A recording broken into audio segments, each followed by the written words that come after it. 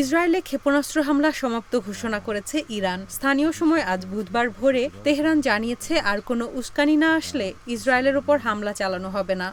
অপরদিকে তেহরানের হামলার জবাবে প্রতিশোধের অঙ্গীকার করেছে ইসরায়েল ও যুক্তরাষ্ট্র। বার্তা সংস্থা রয়টার্স জানায়, নতুন করে ইসরায়েল কোনো উস্কানি না দিলে ইরান আর হামলা করবে না জানিয়ে দেশটির পররাষ্ট্রমন্ত্রী আব্বাস আরাকচি সামাজিক যোগাযোগ মাধ্যম এক্সে একটি পোস্ট দিয়েছেন। পোস্টে তিনি বলেন, আমাদের কর্মসূচি সমাপ্ত, তবে ইসরায়েল আবারও প্রতিশোধের আমন্ত্রণ জানালে আমাদের প্রতিক্রিয়া আরও শক্তিশালী হবে। তেল আবিবে গতকাল মঙ্গলবার ১৮০টির বেশি ব্যালিস্টিক ক্ষেপণাস্ত্র ছুড়ে ইরান।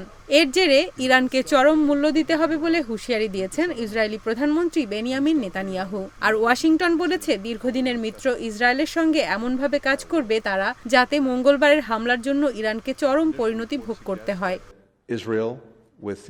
গতকাল ইসরায়েলের উপর ইরানের এই হামলা ছিল তেল আবিবে সাম্প্রতিক সবচেয়ে বড় আক্রমণ।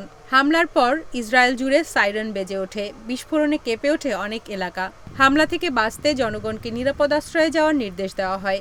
হামলায় ইসরায়েলে কোনো হতাহতের খবর পাওয়া যায়নি, তবে দখলকৃত পশ্চিম তীরে একজন ফিলিস্তিনি নিহত হয়েছেন। ইরান বলছে, গাজা ও লেবাননে ভয়াবহ হামলার পাশাপাশি হামাস, হিজবুল্লাহ ও ইসলামিক রেভলিউশনারি গার্ডের নেতাদের হত্যার প্রতিক্রিয়া হিসেবে ইসরায়েলে হামলা চালানো হয়েছে। এদিকে মধ্যপ্রাচ্যের চলমান ইস্যু নিয়ে আলোচনার জন্য জাতিসংঘের নিরাপত্তা পরিষদ আজ একটি বৈঠক ডেকেছে। এরই মধ্যে তাৎক্ষণিক যুদ্ধবিরতির আহ্বান জানিয়েছে ইউরোপীয় ইউনিয়ন।